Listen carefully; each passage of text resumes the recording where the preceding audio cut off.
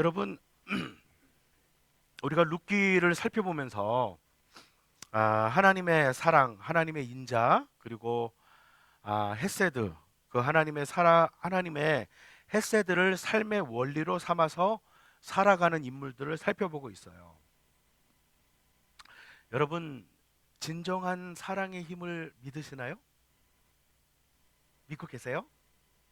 참된 사랑의 힘이 있다고 여전히 믿으세요? 정말 감사한 일이죠.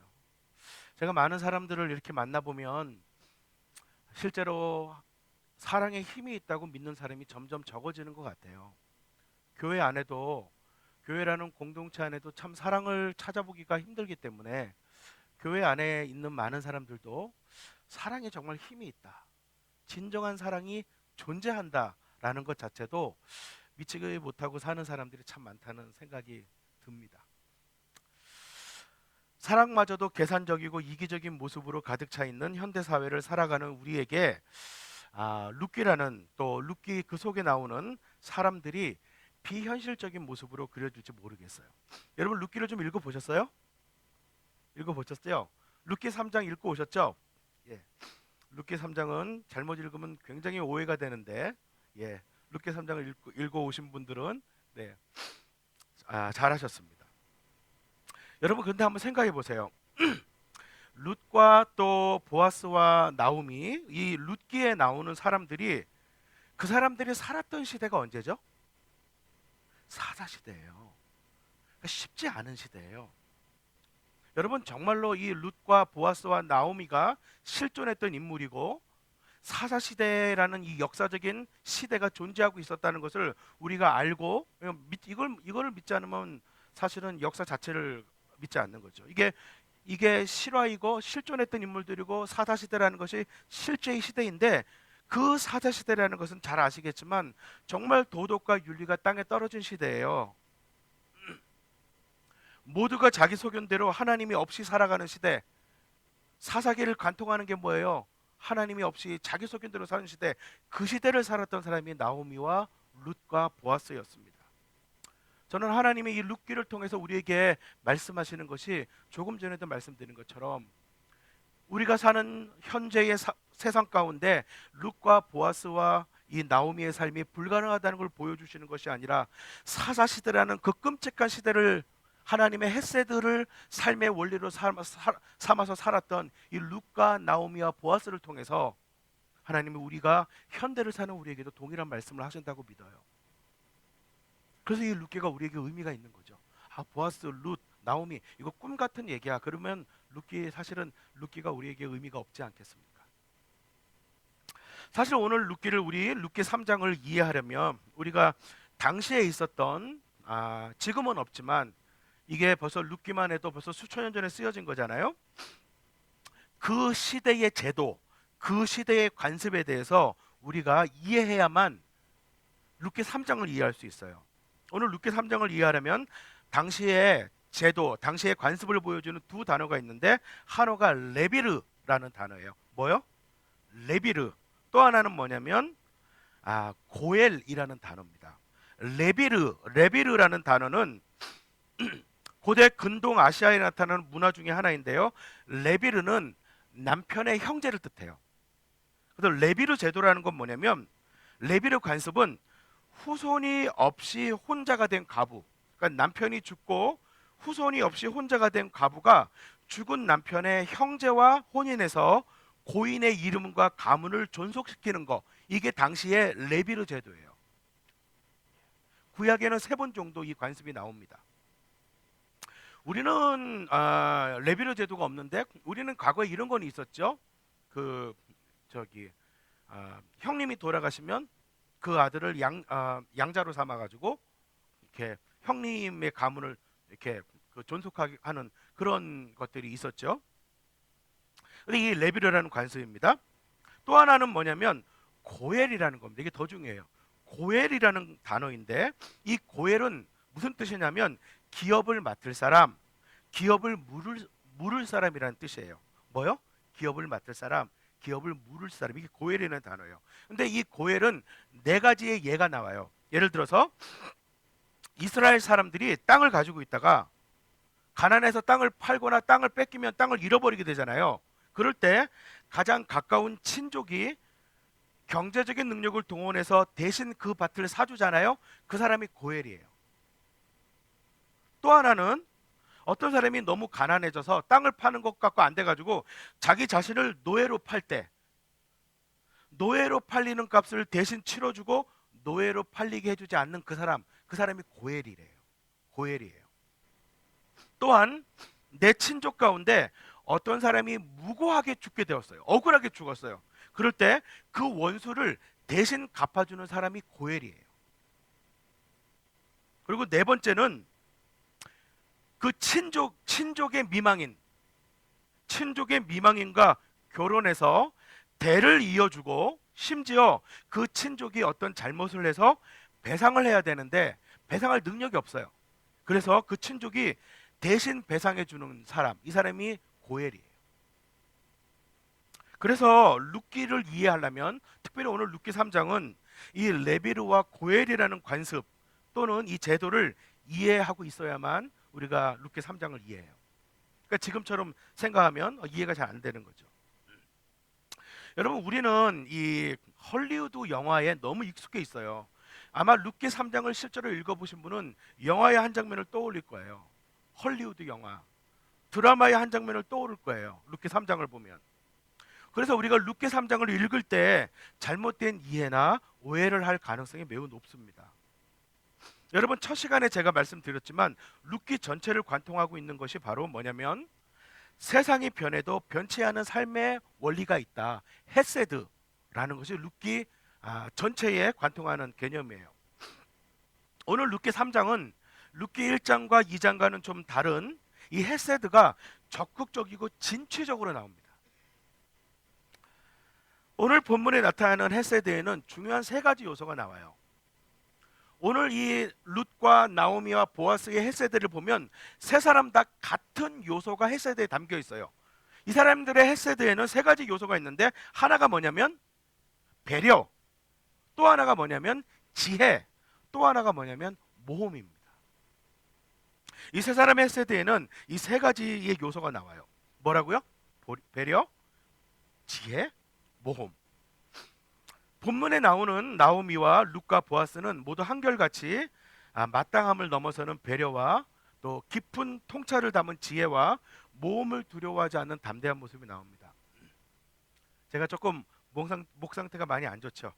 목감기가 와가지고 조금 이렇게 보니까 기침하시는 분들이 많이 계시던데, 네, 제가 우리 성도님들의 감기에 동참하려고 제가 원래 안 걸리는데 동참하려고 감기가 걸렸는데 하필이면 목감기가 와서 목소리가 아마 좀 듣기에 많이 불편하실 텐데 조금 이해를 해주셨으면 좋겠어요. 네, 목사님은 감기 안 걸려야 되지 그렇게 생각하시는 분은 없으시겠죠? 네, 미리 처음에 이 느낌이 왔을 때 약을 먹었는데도 별로 소용이 없네요. 그래서 좀 불편하시겠지만 네, 귀를 좀 기울였으면 좋겠습니다. 우리 나오미의 모습을 먼저 살펴볼게요. 오늘 1절에 보면 나오미가 며느리 룻에게 이렇게 말하잖아요. 3장 1절에 얘야, 내가 행복하게 살 만한 안락한 가정을 내가 찾아봐야 되겠다. 이게 굉장히 쉽지 않은 표현이에요. 여러분, 왜냐하면요, 지금 사실 이 나오미의 입장에서는 지금 긴급한 어려움은 뭐냐면 경제적인 문제를 해결하는 거거든요. 경제적인 문제를 해결하는 것이 나오미에게는 첫 번째 문제일 수 있어요. 이게 더 급박한 문제일 수 있는데 나오미의 첫 번째 관심은 며느리였어요. 며느리가 잘 살았으면 좋겠다. 며느리가 가정을 꾸려서 행복하게 살았으면 좋겠다. 이게 나오미의 첫 번째 관심이었어요. 모압을 떠나올 때도 나오미는 룻을 생각했어요. 야, 너 나를 따라오지 말고 너네 부모에게 돌아가서 너 새 출발해라. 떠나올 때도 그랬고요. 지금도 여전히 베들레헴에 돌아와서도 나오미는 룻이 어떻게 하면 행복할 수 있을까? 이런 생각을 하고 있는 것이죠. 뿐만 아니라 여기 내가 안락한 가정을 찾아보겠다. 이거는 시집 보내겠다는 거잖아요. 다시 재가시키겠다는 거잖아요. 이거는 부모의 심정을 대변하고 있어요. 왜냐하면 당시에 부모의 의무이자 부모가 자기 자식을 결혼시키는 것에 이 의무를 가지고 있거든요. 그러니까 이 나오미는 룻을 진짜 딸처럼 생각하고 있는 거예요. 그리고 나오미에 대해서 딸 부모로서의 책임의식을 갖고 있는 것이죠. 근데 여러분, 이 룻은 어떤 며느리예요? 룻은 지금 어떤 며느리입니까? 룻은 나오미의 입장에서는 나오미를 봉양하고 먹여 살리는 사람이에요. 나오미는 노동력이 없어요. 나오미는 자기 힘으로 먹고 살 수 있는 형편이 못 돼요.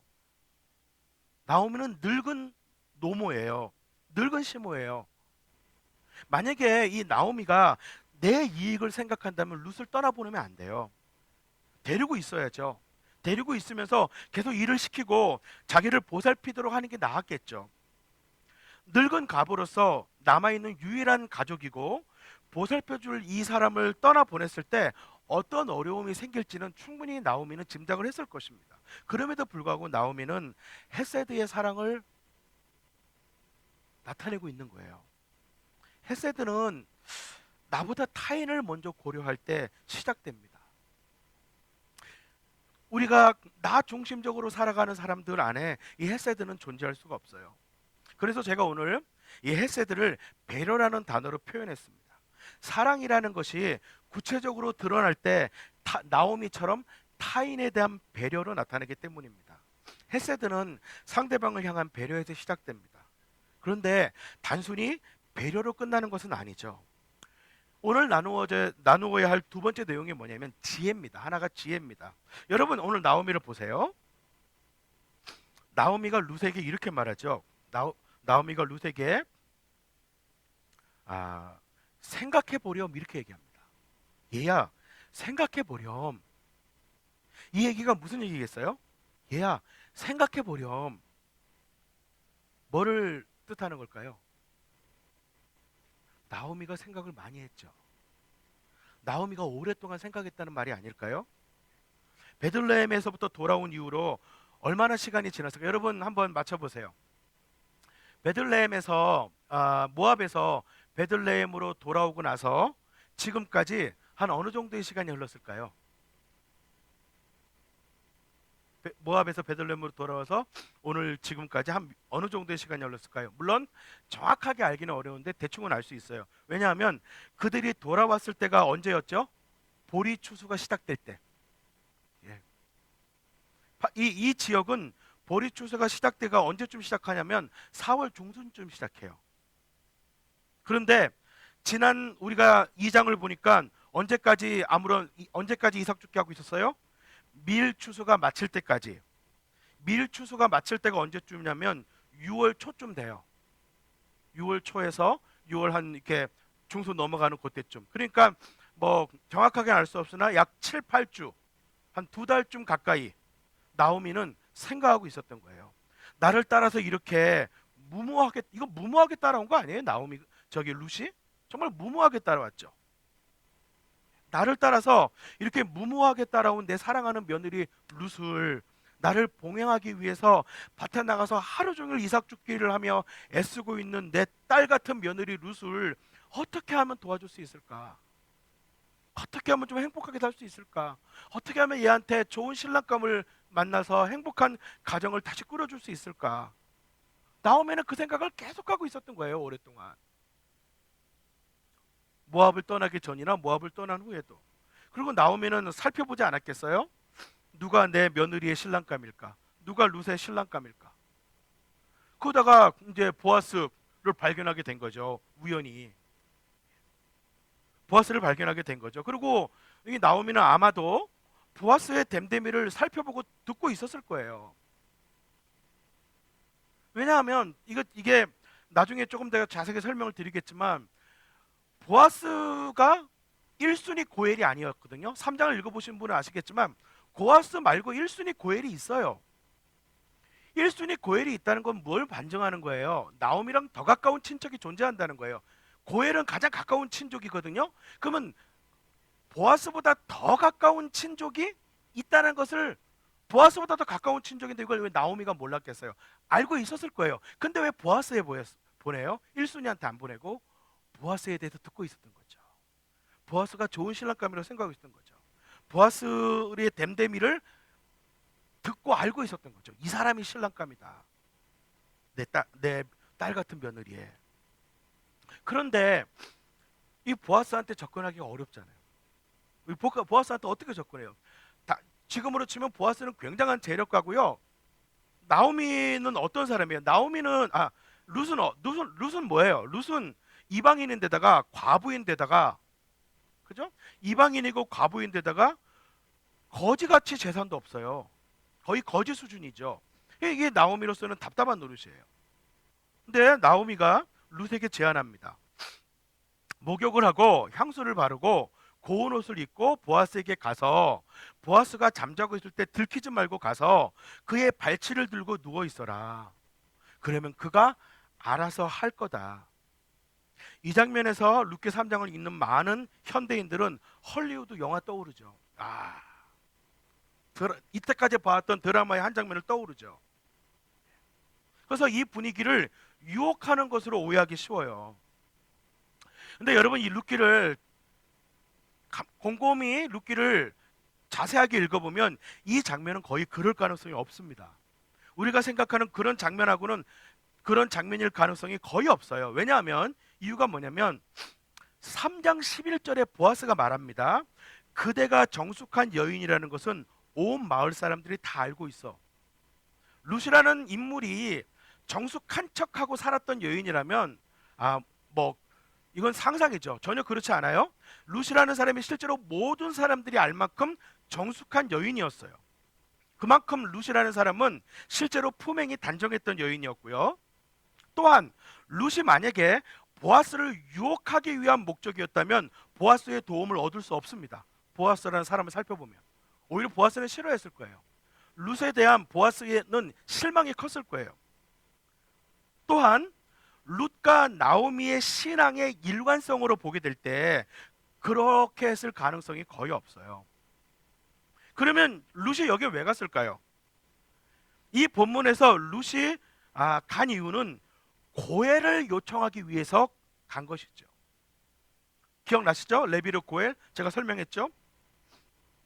고해를 요청하기 위해 간 거예요. 왜냐하면 룻기 2장 20절에 나오미가 말하는 중에 이 말이 나오죠. 그는 우리를 맡아야 할 사람이다. 이 우리를 맡아야 할 사람이라는 게 고엘이라는 단어예요.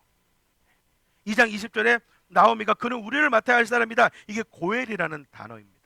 그러니까 나오미는 이 보아스가 고엘이라는 것을 알고 고엘을 요청하러 보냈다는 거죠. 뿐만 아니라 3장 12절에 보아스가 지금 룻이 왔는데 룻에게 보아스가 말하는 장면이 3장 12절인데 지금 보아스의 말을 들어보면 지금 룻이 자기한테 와서 이렇게 하는 행동을 보아스는 뭘로 지금 이해하고 있어요?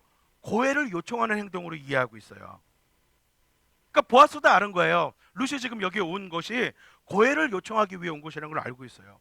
또한 이것은요 청혼을 하는 것이기도 해요. 왜냐하면 고일이 되어서 가문을 이으려면 결혼을 해야 되기 때문에. 근데 나오미가 이거를 공개적으로 하는 것이 아니라 공개적으로 하지 않도록 해요. 뭐라고 얘기합니까? 룻에게 아무도 보이지 않게 몰래 하라고 얘기를 하잖아요. 이게 나오미가 지혜를 동원하는 거죠. 왜 그렇죠? 왜 몰래 공개적으로 하지 않도록 나오미가 룻에게 이야기했을까요? 아마도 보아스를 찾아간 것을 오해했거나 아니면 이 생각을 했을지도 모릅니다. 보아스를 찾아간 것을 오해했거나 아니면 보아스에게 고해를 요청한 것을 1순위 고엘이 알게 된다면 방해할지도 모르는 것이죠. 이것이 나오미의 지혜였어요. 동기가 좋다고 해서 뭐 어때? 우리가 뭐 가나안 땅에 돌아와서 뭐 고엘 제도 이거 정당한 제도인데 고엘 제도 덕 좀 보겠다는데 뭐 우리가 당연히 할 일을 하는데 대낮에 당당하게 하지 뭐. 근데 이렇게 하지 않았다는 거죠. 그렇게 할 수 있음에도 불구하고 불필요한 오해를 사지 않도록 지혜를 사용하고 있어요. 여러분,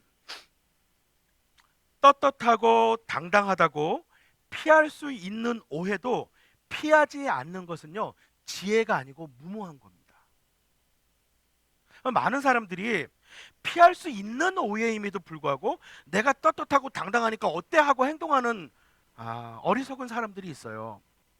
물론 우리 인생에 오해를 받을 수밖에 없고 부딪힐 수밖에 없는 때도 분명히 존재합니다. 우리 삶에서 그런 경우가 있잖아요. 그런 경우에는 우연히 지나가야 되겠지만 지혜란 불필요한 오해, 피할 수 있는 오해를 야기시키는 행동을 하지 않는 것이 지혜입니다. 나오미는 그것을 피하고 있어요. 뿐만 아니라 지금 이 지혜, 나오미의 지혜 안에는 배려도 숨어 있어요. 룻을 몰래 찾아가게, 보아스에게 아무도 모르게 찾아가게 한 거, 이 안에는 나오미의 지혜도 있지만 나오미의 배려도 있습니다. 누구에 대한 배려일까요? 보아스에 대한 배려도 있는 거죠. 왜요? 왜 보아스에 대한 배려가 있을까요? 보아스가 만약에 이 고엘을 거절하면 사회적으로 얼마나 불편해지겠어요.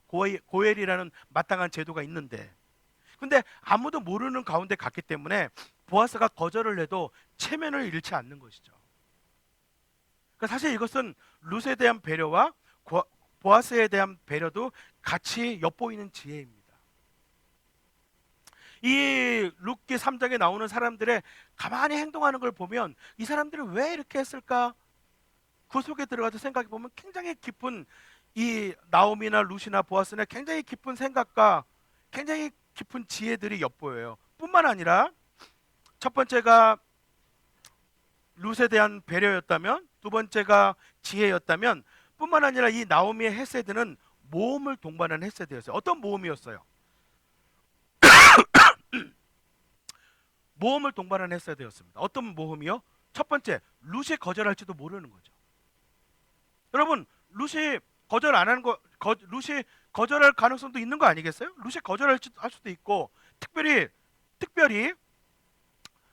이건 모험이에요. 왜 모험이냐? 보아스가 거절할 수도 있으니까. 이렇게 했으나 보아스가 어떻게 받아들일지, 보아스가 어떻게 거절할지 알 수가 없는 거예요. 여러분, 나오미가 룻에게 뭐라고 얘기했어요? 가서 발치를 들고 누워 있으면, 그 다음에 뭐라고 돼 있어요? 너의 할 일을 일러줄 거다. 누가 일러준다는 말이죠? 보아스가. 그 결과를 누구한테 맡기고 있는 거예요? 보아스에게 맡겼어요. 결과를 보아스에게 맡겼던 나오미가 정말로 의지했던 것은 누구일까요? 하나님의 인도입니다. 하나님의 인도를 믿고 누구한테 결과를 맡겼어요? 보아스가 이제 대답을 할 거다. 보아스가 어떻게 하라고? 시킬 것이다 라고 이야기를 하고 있어요. 보아스에게 결과를 맡겼어요. 하나님을 의지하고. 여러분, 우리가 하나님을 믿는다고 하고 이런 헤세드의 삶의 원리를, 헤세드의 사랑을 전하려고 할 때 우리로 하여금 발걸음을 멈추게 하는 이유 중 하나가 뭐냐면, 우리의 사랑이 거절할 위험성이 있기 때문에, 나의 이 헤세드의 사랑이 오해당할 위험이 있기 때문에, 그리고 이렇게 했을 때 결과에 대한 두려움 때문에 사람들은 이 헤세드를 베푸는 것을 어려워합니다. 여러분, 결과를 하나님께 맡기는 것이 신앙의 기초예요. 이것은 너무너무나 중요한 사실입니다.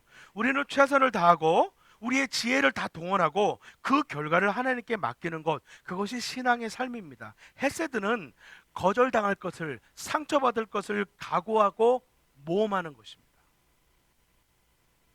나오미는 그렇게 하고 있어요. 이 나오미의 헤세드를 보면, 나오미의 헤세드는 룻에 대한 진실한 배려가 있고, 그 다음에 최선의 방법을 선택하는 지혜가 있고, 그 다음에 거절과 상처를 받을 수 있는 위험을 부담하는 모험을 하고 있습니다. 자, 이제 우리가 룻의 헤세드를 살펴볼까요? 룻을 한번 보죠. 여러분, 룻은 어땠어요? 룻은 시어머니가 제안을 하는데, 보아스에게 가서 이렇게 하라고 제안을 하는데 머뭇거리는 것도 보이지 않고요, 거절하는 것도 보이지 않고요, 고분고분 받아들입니다. 5절에 보면 룻이 시어머니한테 말하는 장면이 나와요. 5절에 보면 룻이 뭐라고 얘기해요? 어머님께서 일러주신 대로 다 하겠습니다. 여러분, 룻이 왜 이렇게 쉽게 받아들였을까요? 룻이 왜 이렇게 쉽게 받아들일까요? 받아들였을까요? 야, 이번 기회에 팔자 좀 고치자 이렇게 생각했을까요? 야, 이번 기회에 팔자 좀 고쳐보자 이렇게 생각했을까요? 우리가 룻의 마음을 다 알 수는 없어요. 근데 룻의 마음을 분명하게 알 수 있는 구절이 하나 있어요. 구절이에요, 구절. 구절에 보면 구절이 나오고 있죠? 예. 구절에 보면 우리가 룻의 마음을 알아요. 보아스가 이렇게 묻잖아요. 누구요? 하고 물어요. 누구요? 하고 물으니까 룻이 뭐라고 얘기하냐면 어른의 종 룻입니다. 그리고 어른의 품에 이 종을 안아주십시오. 그런 다음에 어른이야말로 집안 어른으로서 저를 맡아야 할 뿐입니다. 여기 저를 맡아야 할 뿐, 여기 맡아야 할 뿐이라는 게 히브리어로 고엘이라는 단어예요. 그러니까 이거 지금 세번역은 너무 많이 풀어놨어요. 만약에 이거를 직역하면은 뭐라고 히브리어 직역을 하면 왜냐하면 당신은 고엘이시기 때문입니다. 이렇게 말하고 있는 거예요. 그러니까 지금 룻이 보아스에게 간 것은 보아스가 뭐 매력적이거나 잘생겼거나 훌륭해서 팔자를 고치기 위해 간 게 아니고요. 보아스도 자기 입으로 얘기하잖아요. 가난하든 부유하든 젊은 남자를 따라 감직인데 그렇게 하지 않으니. 제가 이 말씀을 이렇게 묵상하다가 현대인들은 다르게 읽힐 것 같아요. 예, 보아스가 가난하든 부유하든 젊은 남자를 따라간다는데 현대의 많은 사람들은 부유하면 젊은 남자든 나이 든 남자든 상관 안 하는 게 요즘 세상인 것 같아요. 예. 아마 그렇게 보일지 몰라요. 현대인들이 이걸 읽으면. 근데 보아스가 가난하든 부유하든 젊은 남자를 따라 감직한데 그렇게 하지 않으니라고 말하는 건 뭐예요? 보아스가 스스로 자기가 엄청 당시로서 나이가 많다는 걸 보여주고 있어요. 나이가 아주 이게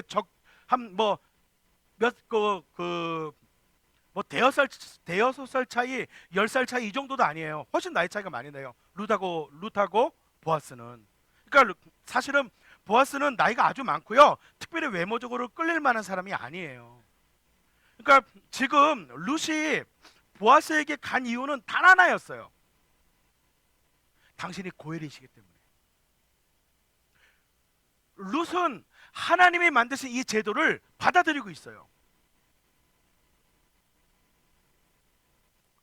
룻은 보아스가 고엘인 걸 알고 그 고엘에게 시어머니가 보내는 걸 알기 때문에 이 고엘을 위해서 간 겁니다. 그러니까 이게 무슨 말이냐면 이렇게 말하고 있는 거예요. 룻이 지금 왜냐하면 당신은 고엘이시기 때문이에요. 이렇게 말할 때 이게 지금 이걸 풀어서 의미를 설명하자면 이렇게 말하는 거죠. 가련한 우리 시모의 대를 잇게 해주십시오. 끊어진 가문을 잇기 위해서 제가 이렇게 무례하게 왔습니다. 이런 의미가 품어 있는 것이죠. 근데 여러분 이 나오미와 룻을 이렇게 보잖아요. 너무 아름다워요. 자 보세요. 나오미가 보아스에게 룻을 보낼 때 누구를 위해서 보냈어요? 룻을 생각해 보냈어요. 이건 룻에게 좋은 일이야. 이건 룻을 위해서 보냈어요. 근데 룻은 보아스에게 왜 갔어요? 나오미를 위해서 갔어요. 보낸 사람은 룻을 위해 보냈는데 간 룻은 나오미를 생각하고 간 거예요. 서로가 서로를 생각하고 있는 거죠. 서로가 서로를 배려하고 있는 거죠. 감동이 안 되세요? 전 너무 감동이 되던데요. 나오미는 룻만을 생각하고 보낸 거죠. 얘한테 안락한 가정을 줘야 되겠다. 그럼 나오미는 자기 안락한 가정 때문에 간 게 아니죠.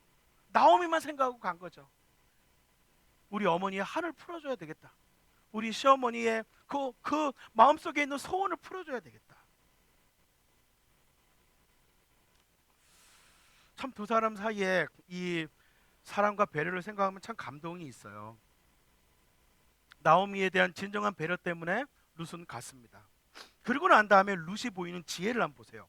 이 룻이 얼마나 지혜로우냐면 9절에 보면 룻이 이렇게 말합니다. 어른의 종 룻입니다. 이렇게 얘기해요. 여기 종이라고 하는 단어는요, 사실은 거의 노예라는 의미예요. 거의 노예 정도의 일이나 하는 하녀. 그러니까 룻이 아주 자기 자신을 굉장히 낮춘 거죠. 굉장히 낮추는 표현이에요. 그러고 난 다음에 9절에 이게 저는 왜 번역을 이렇게 했는지 모르겠어요. 세 번역 이 성경 자체가 한국말도 영어도 아니기 때문에 이게 번역하면서 아쉬운 점이 있는데, 이 구절에 어른의 품에 이 종을 안아 주십시오라고 했는데, 이거는 정말 이 제가 말씀드린 것처럼 룻기는 굉장히 아름다운 대서사거든요. 그런데 어른의 품에 이 종을 안아 주십시오라는 번역은 정말 안 좋은 번역이에요. 이 표현은요, 원문 그대로 직역하잖아요. 이렇게 표현한 겁니다. 원문 그대로가 이렇게 돼 있어요. 당신의 날개로 나를 덮어주소서. 당신의 날개 아래로 나를 덮어주소서. 이 말이에요. 아니 원문이, 예? 당신의 날개 아래로 나를 덮어줘도 굉장히 아름답고 문학적인 표현인데, 당신의 품에 나를 안아줘 이렇게 해버리니까 이게 전혀 문학적인 느낌이 안 오잖아요. 근데 이게 또한 청혼의 표현이기도 한데, 근데 여러분, 당신의 날개 아래로 덮어주소서라는 말을 하는 것이 왜 지혜로운 표현인지 아세요? 룻은 정말 지혜로운 여인이에요. 제가 생각하기는 룻은 보아스에게 찾아가서 무슨 말을 해야 되겠다는 걸 미리 준비했을 거예요. 왜냐하면 지금 룻이 보아스에게 당신의 날개 아래로 덮어주소서는 이 표현은요, 보아스가 룻한테 한 말이었어요. 어디서 나와요 그게? 2장 12절을 기억하세요? 2장 12절에 보면 보아스가 룻에게 뭐라고 얘기하냐면, 2장 12절에 이제 대깃 주 이스라엘의 하나님의 날개 밑으로 보호를 받으러 왔으니 그분께서 대개에게 넉넉히 갚아주실 것이요. 보아스가 룻에게 했던 말 중에서 제일 중요한 게 이 말이거든요. 근데 지금 룻이 보아스한테 아주 결정적인 말을 하는 거죠. 내가 당신의 날개 아래로 들어가오니 당신의 날개로 나를 덮어주소서. 여러분, 이 말을 했을 때 보아스가 자기가 한 말 기억하지 않았을까요? 그러니까 지금 룻은, 제가 풀어서 설명해 드릴게요. 지금 룻은 이런 말 하고 있는 거예요. 당신이 하신 그 말을, 하나님이 그렇게 하신다고 하신 당신의 말을 이제 당신이 그렇게 행해 주십시오. 당신이 하신 그 말을, 하나님께서 그렇게 하시겠다고 한 그 말을 이제 당신이 그렇게 행해 주십시오. 내가 당신의 날개 아래로 들어갑니다. 그러니까 룻은 보아스가 했던 말의 단어를 이용해서 보아스가 자기 했던 말을 상기시키면서 룻은 보아스에게 말을 던지고 있는 것이죠. 저는 이 룻이 얼마나 지혜롭고 아름다운 말로 청하고 있는 것인지를 저는 정말 보게 돼요. 이 룻은 지혜로운 여인이었어요. 정말 지혜가 있는 사람이에요, 룻은. 뿐만 아니라 룻에게 나타나는 가장 중요한 덕목 중에 하나가 뭐냐면, 처음에 나오미에 대한 배려였고 지혜고, 또 하나는 뭐냐면 바로 헤세드의 모험입니다. 룻에게도 동일하게 모험이 나와요. 룻이 아무도 모를래 보아스에게 가기까지 얼마나 조마조마했겠어요? 안 그렇겠어요? 얼마나 조마조마했겠어요? 아무한테도 안 들키고 보아스한테 가는 동안에. 상상해 보면 막 조마조마하지 않았겠어요? 더군다나 보아스한테 갔어요. 겨우 보아스한테 겨우 갔는데, 보아스가 뭐 하고 있었어요? 깨어 있었어요? 아니에요. 자고 있었어요. 8절에 보면 보아스가 언제 깨냐면 한밤중이 되었을 때 보아스가 깨요. 그럼 룻은 어떨까요? 그때까지 기다리고 있는 거예요. 기다리고 있는 룻의 심정이 이해가 돼요? 얼마나 떨리고 두근거리고 보아스가 깰 때까지 얼마나 생각이 많았을까요? 이건 대담한 행동이죠. 가난한 이방 여인으로서 보아스에게 고엘 제도에 근거해서 청혼을 한다고 하는 것은요, 사실 매우 어렵고 힘든 일이에요. 이건 모험입니다. 지금 룻이 보아스에게 간 것은 모험이에요. 액면으로 봐도 이거 모험 아니에요, 여러분? 액면으로 봐도? 그죠? 액면으로 봐도 이건 모험이죠. 아니, 보아스가 아무리 젠틀해도, 예? 보아스가 아무리 젠틀해도 룻이 이 남자의 속까지 어떻게 알아요? 이거 매우 위험한 거예요, 액면으로 봐도. 이게 아무리 젠틀해 보여도 이 보아스라는 사람이 어떤 사람인지 다 알 수는 없는데, 이거 굉장히 위험해 보이는 행동이죠. 그러나 룻은 모험을 하고 있는 거예요.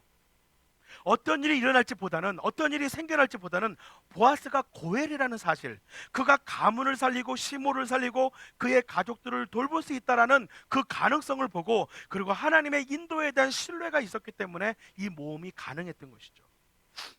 여러분, 룻의 헤세드는 어때요? 룻도 역시 나오미처럼 자신보다는 시어머니를 배려하고 고민하고 있습니다. 뿐만 아니라 그는 지혜가 있었는데 행동과 말을 준비하는 지혜였어요. 당신의 날개로 나를 덮어서서 그는 어떻게 말하고 행동해야 될지 지혜가 있었던 거죠. 그리고 거절과 오해와 여러 가지 알 수 없는 위험을 무릅쓴 모험을 이 룻은 하고 있는 것이죠. 여러분, 실제로 많은 사람들이 모험하지 않아요. 위험성이 있다고 생각하기 때문에. 하나님의 헤세드의 삶을 실천하기 위해서, 하나님의 이 사랑을 드러내는 삶을 실천하기 위해서 때로는 우리는 위험을 무릅써야 할 때가 있다는 것이죠. 헤세드 하나님을 따라 살기 때문에 우리는 때때로 모험으로 사는 인생을 경험할 수가 있다는 것이죠. 자, 우리 마지막으로 세 번째 인물이 누굽니까? 보아스예요. 보아스의 헤세드를 볼까요? 보아스가 룻에게 10절을 한번 보십시오. 10절을 한번 볼까요? 우리 보아스가 말하는 장면만 같이 한번 읽어봐요. 예, 보아스가 말하는 장면만 같이 읽겠습니다. 시작. 이봐요 룻, 그대는 주님께 복받을 여인이요 가난하든 부유하든 젊은 남자를 따라 감직한데 그렇게 하지 않으니 지금 그대가 보여준 갸륵한 마음씨는 이제까지 보여준 것보다 더욱더 값진 것이요. 아멘. 여러분 잘 보세요. 지금 이 배려 속에는 이 보아스의 말 속에는 보아스가 룻의 진정한 가치, 룻의 진정한 아름다움, 룻의 진정한 그 룻의 마음속에 있는 헤세드를 알아왔다는 걸 전제를 하고 있어요. 보아스가 얘기하잖아요. 뭐라고요? 이제까지 보여준 것보다 더 값진 것이요. 그럼 뭐예요? 이제까지 룻이 보여준 삶의 모습이 있었던 거예요. 이제까지 보여준 것보다 더 값진 것이요. 그러니까 보아스는 이 룻이라는 사람이 가지고 있는 진정한 가치, 이 여인이 진정한 아름다운 여인이요, 진정한 헤세드의 여인이라는 것을 보아스는 알고 있었어요. 그러니까 배려라고 하는 것은 그냥 잘 대해주는 것을 넘어서 그 속에 숨어 있는 가치를 알아주는 거죠. 보아스가 이렇게 말하는 거죠. 지금까지 보여주었던 것도 그렇고 지금도 그렇고 당신이 나를 선택한 것은 참 예외적인 일이요. 이 속에 나타난 당신의 헤세드를 나는 알고 있어. 여러분, 여기 지금 그대가 보여준 갸륵한 마음씨 있죠.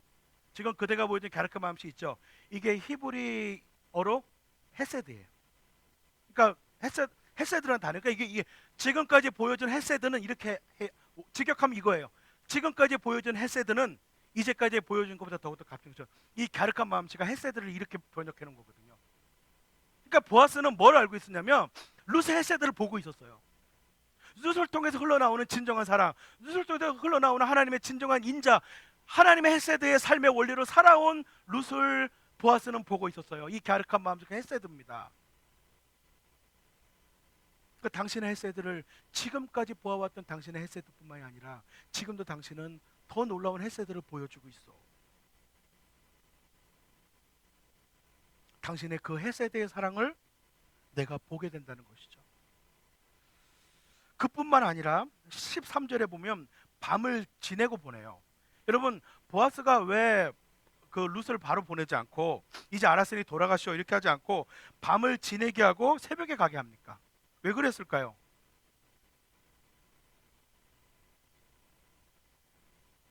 밤은 어느 시대에나 굉장히 위험한 시간이죠. 이때가 사사시대예요. 당시에는 더 위험했죠. 치안이 분명하지 않고요. 도덕과 윤리 수준이 아주 떨어지는 시대이고요. 그러니까 위험한 거죠. 그래서 그러나 사람들에게 얼굴이 잘 보이지 않을 때 그때 돌아가라고 얘기합니다. 얼굴을 보면 사람들이 오해하겠죠. 그리고 14절에 룻이 타작마당에 와 있었다는 것을 남들이 알아서는 안 되겠다고 조심해야 되겠다고 얘기해요. 왜 그럴까요? 아니, 룻이 정숙한 여인이라는 것은 모두가 아는 사실인데 보아스는 룻의 명예를 지켜주고 싶은 거예요. 그러니까 보아스는요, 실제적인 배려와 사회적인 배려를 다 하고 있어요. 그뿐만 아니라 15절을 보면 보아스가 정말로 멋진 남자죠. 어쩌면 여기에 이제 또 보아스와 같은 남자를 이미 만나 시집 보낸 분도 계시겠지만 여기에 또 아직 시집 보내지 않은 딸들이 있으시다면 이 보아스와 같은 남자한테 보내고 싶으실지 모르겠어요. 나이만 빼고. 예, 나이만 빼고 아마 보아스 같은 남자한테 시집 보내면 얼마나 좋을까 생각할지 모르겠어요. 실제로 이 보아스는 정말 자상하고요. 이 멋져요. 15절을 보아요. 15절을 보면 룻이 가는데 보아스가 잡잖아요. 뭐라고 그래요? 걸치고 있는 겉옷을, 이게 이제 당시에는 숄처럼 이렇게 걸치는 옷이 있어요. 걸치고 있는 겉옷을 이리 가지고 와서 펴서 꼭 잡으시오. 보아스는 룻이 겉옷을 펴서 잡고 있는 동안에 어떻게 해요? 보리를 6번 대어서 그에게 이어주고는 성읍으로 돌아가요. 왜 이렇게 했죠? 왜 보리를 줬을까요? 보아스가 무슨 말을 했는지는 우리는 17절에 룻이 한 말을 통해서 알아요. 17절에 룻이 뭐라고 말을 해요? 시어머니한테 6번이나 되어서 준 이 보리는요, 어머님께 빈손으로 가서는 안 된다고 하면서 그가 손수 담아준 것이에요. 이렇게 얘기하잖아요. 그러니까 보아스는 나오미까지 배려하고 있어요. 근데 여러분, 이 가득 담아준 보리를 보면서 어떤 구절이 탁 떠오르세요? 저는 1장에 나오미가 한 말을 기억해요. 여러분, 1장에 나오미가 뭐라 그랬어요? 내가 떠날 때는 가득해서 떠났는데 내가 돌아와서는 빈손이 되었구나. 이제 나를 마라라고 불러라. 이게 나오미가 베들레헴에 돌아와서 사람들 앞에서 신세 타령하면서 슬퍼하면서 했던 말이에요. 보아스가 이 소문을 들었는지 안 들었는지는 모르겠어요. 그러나 보아스는 나오미의 이 빈손된 마음, 나오미의 이 잃어버린 마음을 헤아리고 있었던 것이죠. 그 고통과 그 슬픔을 헤아리고 있었던 거죠. 그래서 보아스는 룻에게 너가 내 시모에게 빈손으로 가서는 안 된다고 말하고 있는 것이죠. 여러분, 보아스는요, 그 사람의 가치를 알아주는 정도를 넘어서 그 사람이 가지고 있는 마음속에 깊은 슬픔까지 알아주는 모습을 보여요. 그 사람 마음속 깊이 흘러가고 있는 누구도 이해하기 어려운 그 빈손된 그 슬픔을 보아스는 같이 품어주고 있어요. 당신이 빈손이 된 그 신세, 쓰디쓴 인생을 내가 기억하고 있습니다. 그런 당신 시모에게 또 빈손으로 가면 안 되지. 그리고 보리를 6번 되어줍니다. 이런 배려의 모습 속에 보아스는 굉장히 지혜로운 사람이라는 걸 알 수 있어요. 여러분 10절을 한번 보시겠어요? 10절 한번 보여주시겠어요? 10절 한번 짠? 안 나옵니까? 10절 3장 10절 앞에 나오지 않았었어요? 3장 10절 없어요? 없나 봅니다. 네. 3장 10절에 이렇게 얘기해요. 여러분 그 주보 안에 넣어놨어요. 10절에 보면 보아스가 룻한테 뭐라고 말해요? 이봐요 룻 이렇게 했죠. 이것도 번역이 너무 안 좋아요. 이거 히브리어하고 너무 다르게 번역했어요. 이봐요 룻 이렇게 나와 있는데 이게 히브리어 원문에 뭐라고 나오냐면 이렇게 돼 있어요. 원어를 직역하면 내 딸아 이렇게 말했어요. 개역개정 성경에는 내 딸이라고 나와요. 그러니까 제가 늘 말하지만 번역본에는 어느 게 번역을 좀 잘하고 못한 게 있다고 얘기했잖아요. 이게 히브리어 원문에는 내 딸아 이렇게 돼 있어요. 그리고 개역개정은 내 딸아라고 번역했는데 이 세 번역은 이봐요 룻 이렇게 해놨으니 이게 얼마나 이게 정말 이게 느낌이 달라요. 내 딸하고 이봐요 룻하고 같아요. 근데 이게 원문이 근데 여러분 보세요.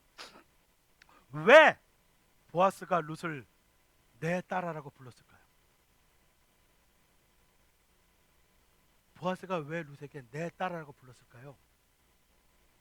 왜 불렀을까요?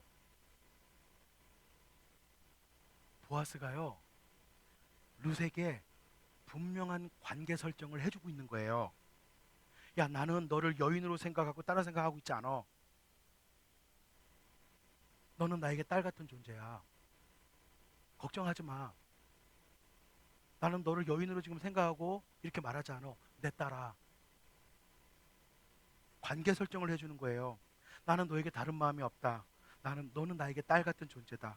오해가 없도록 그리고 룻이 편안하도록 분명하게 관계 설정을 해주는 것이죠. 이 지혜예요. 내 딸아. 아니 그 밤에 그 남자를 따라온 룻에게 룻이 얼마나 조마조마했겠어요. 근데 거기서 보아스가 여인이요 뭐 이렇게 하면 좀 이상하지 않겠어요? 근데 내 딸아라고 불러주고 있어요. 딴 마음이 있으면 사실 내 딸아라고 안 그러죠. 룻이 룻이 자기 자신을 뭐라고 얘기합니까? 저는 노예와 같은 하녀입니다라고 얘기했는데 보아스는 내 딸아라고 하면서 존중을 해주고 있죠. 자기를 노예라고 말하는 사람에게 내 딸아라고 말하면서 존중을 해준과 동시에 오해가 없는 관계를 설정해주고 있어요. 존중해주면서도 보아스는 룻에게 올바른 거리를 두고 있는 거예요. 이거 멋진 남자 아니에요? 존중해주면서 올바른 거리를 두고 있어요. 이게 현대 남성, 헐리우드 영화를 열심히 본 현대 남성이 이거 보면 이해가 안 될 거예요. 그러면서 보아스가 12절에 보면 보아스가 1순위 고엘이 있다는 얘기를 해주고 있어요. 그죠? 이미 1순위 고엘이 있다는 것을 보아스가 얘기하잖아요. 그러니까 아마 제가 생각할 때는 본문을 보면 보아스가 지금까지 나서지 않고 있었던 이유가 1순위 고엘이 있기 때문에 이 1순위 고엘이 나설 때까지 또는 룻과 나오미가 이 1순위 고엘에게 가서 도움을 받을 때까지 보아스는 아마도 자기 자신이 법적인 권리가 없다고 생각해서 나서지 않았는지 몰라요. 그리고 13절에 보아스가 뭐라고 얘기해요? 13절에 보면 날이 밝으면 이제 내가 그 1순위 고엘에게 먼저 가서 얘기를 하고 그 사람이 만약에 받지 않으면 내가 책임을 지겠어 이렇게 얘기합니다. 그리고 날이 밝아오기를 기다리죠. 새벽 올 때까지 기다리죠. 여러분 이게 좀 사실은 여러분 이게 너무 너무 보아스를 뭐 피도 눈물도 감정도 느낌도 없는 목석 같은 남자라고 생각하실 필요는 없어요. 여러분 충분히 상상하실 수 있겠지만 보아스로서도 이 시간이 쉽지 않은 시간이었을 거예요. 보아스가 무슨 로봇입니까? 젊은 룻이 향수를 뿌리고 아름다운 옷을 입고 아무도 모르는 이 시간에 옆에 있는데 더군다나 룻이 지금 하는 행동은 청혼을 포함한 행동인데 보아스가 아무런 느낌도 마음의 움직임도 없었다. 그건 말이 안 되죠. 그런데 보아스는 룻의 진정한 동기는 결혼보다 더 중요한 것이 고해를 통한 자기 시모라고 하는 사실을 보아스는 아는 것이죠. 이게 지혜예요.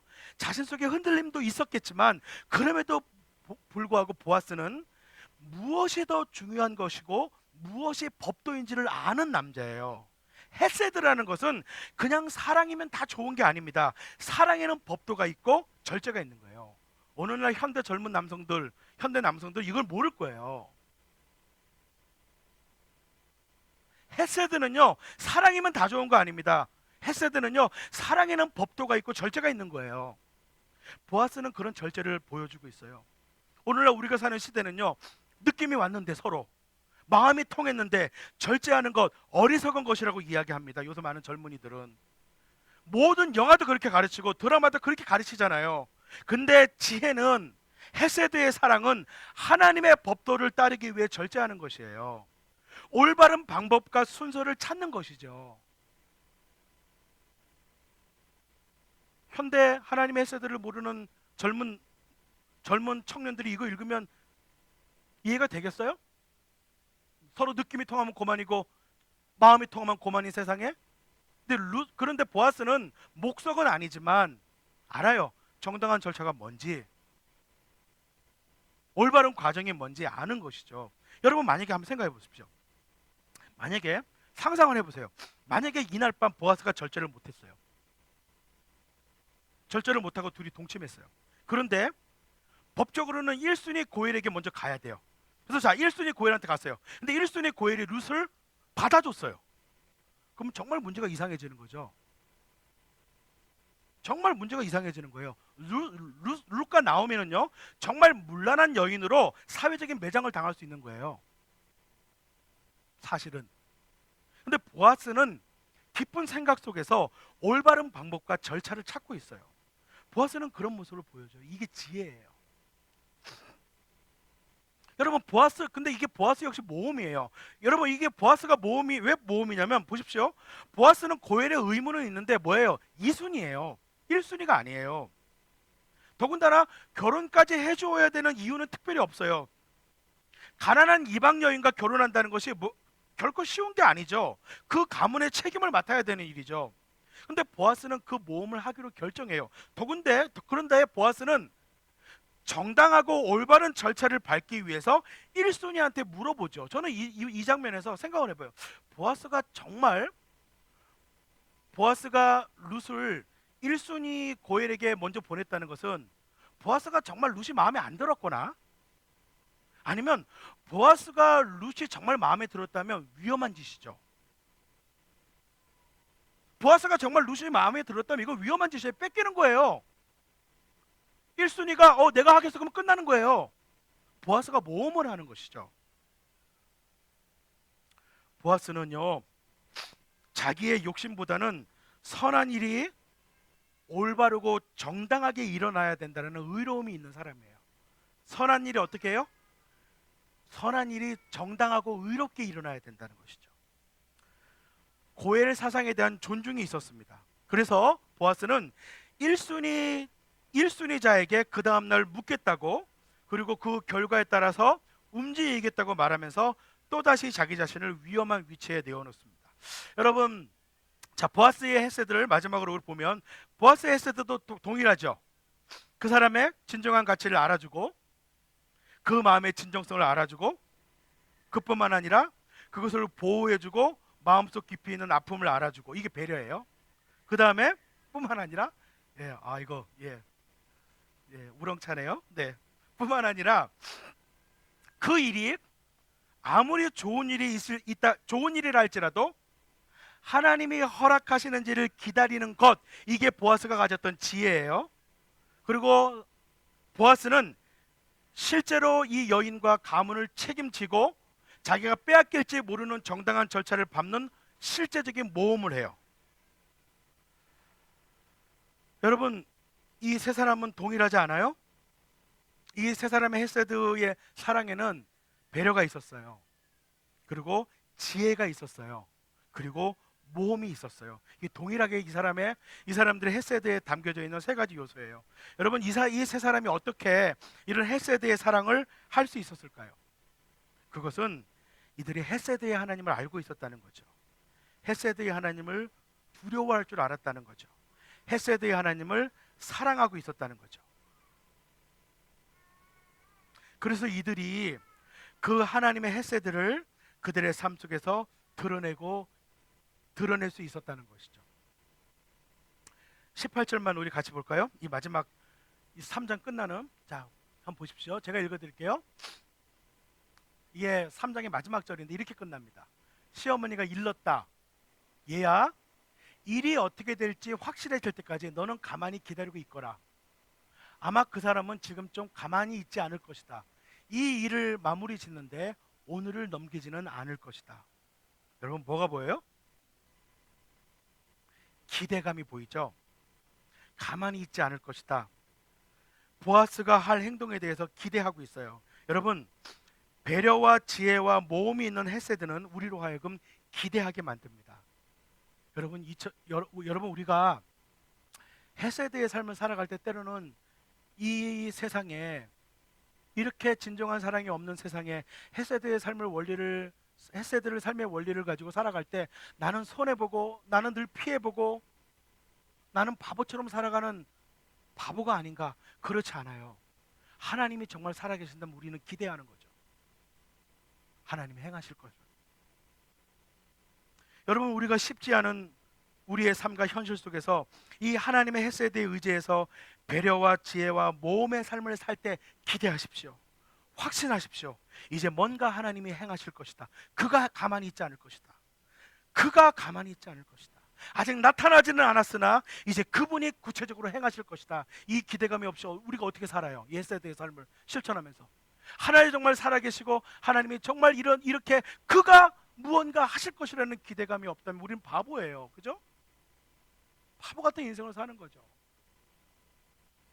이건 정말 하나님을 믿느냐의 문제예요. 더 이상 기대할 것이 없는 세상, 더 이상 기대할 것이 없어 보이는 내 삶 속에 하나님의 헤세드는 우리를 기대하게 하십니다. 여러분, 믿으세요? 여러분, 힘드시죠? 하나님 믿고 산다는 게 참 힘든 일이에요. 제가 하나님을 모르는 많은 이런 젊은이들이나 하나님을 모르는 사람들 이렇게 만나보면은요, 제가 요새 좀 그래요. 하나님을 모르는 요즘 많은 사람들은 예수 믿는 사람이 이렇다더라 저렇다더라 얘기 많이 하거든요. 근데 제가 이렇게 보면은요, 요새 제가 드는 생각이 뭐냐면, 그래도 예수 믿는 사람이 나아요. 그래도 예수 믿는 사람은 죄책감이라도 느끼죠. 예수 믿는 사람은 그래도 아 내가 이렇게 살지 못하구나 자기가 반성이라도 하죠. 예수 믿는 사람은 그래도 아 이러면 안 되는다라고 느낌이라도 있죠. 하나님을 모르는 사람은요 자기 멋대로 살아요. 자기 도덕과 자기 윤리 기준에서 아무런 죄책감도 없이 살아요. 저는 요즘에 오히려 아 정말 하나님 믿는 사람이 낫다라는 생각이 들어요. 여러분 쉽지 않습니다. 헤세드의 삶을 산다는 것이 어렵습니다. 이런 세상에. 그런데요 우리는 기대할 수 있어요. 하나님 뭔가 하실 겁니다. 그가 가만히 있지 않을 겁니다. 그가 지금 당장 보이지 않지만 뭔가 하실 것입니다. 우리는 그 하나님을 믿고 우리는 그 하나님의 헤세드를 기대합니다. 여러분과 제가 이 헤세드의 하나님을 깊이 깊이 알아서 이 헤세드가 우리에게 흘러나오게 되고 하나님의 일하심의 결과를 기대하게 되는 이 놀라운 축복이 2020년에 그리고 여러분의 인생에 가득하기를 주님의 이름으로 축원합니다. 우리